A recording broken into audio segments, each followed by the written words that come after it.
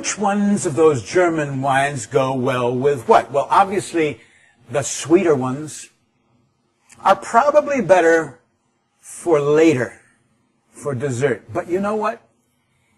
These rules are easily broken, and rightfully so. For instance, Auslese, white wine. It can be on the sweet side. There can actually be dry Auslese too. They call that halbtrocken, meaning half dry.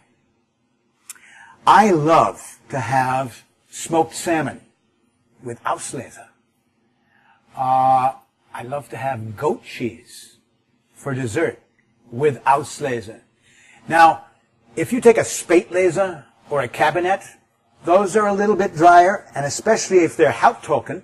In other words, they've allowed the wine to ferment until the natural sugar has fermented out, so that there's no residual, almost no residual sweetness going on there.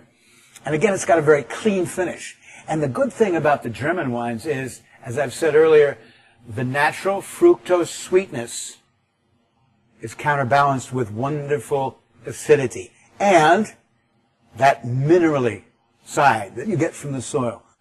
The German winemakers work very hard to preserve that minerally side that adds complexity to the wine. But I've had clients over the years who will actually drink a white Cabinet with steak. Now that shocks some people, but you're welcome to do whatever you want to do with your wines, and you're encouraged to try different wines with different things. A lot of people love to take a dry red Bordeaux and have it with chocolate. Why not?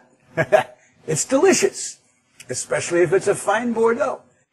I did mention earlier that one of my favorites for Sunday brunch is either the Blue Bottle Auslese or the Mosel Riesling Auslese with smoked salmon.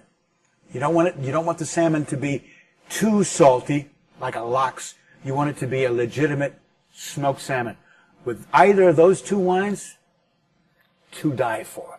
Another thing that those two wines go extremely well with are Mosel Auslese, our Blue Bottle Auslese. I did mention goat cheese goes extremely well, but also ripe melon, be it cantaloupe or honeydew. Both of those German Auslese go extremely well with that. It's very refreshing for a Sunday brunch.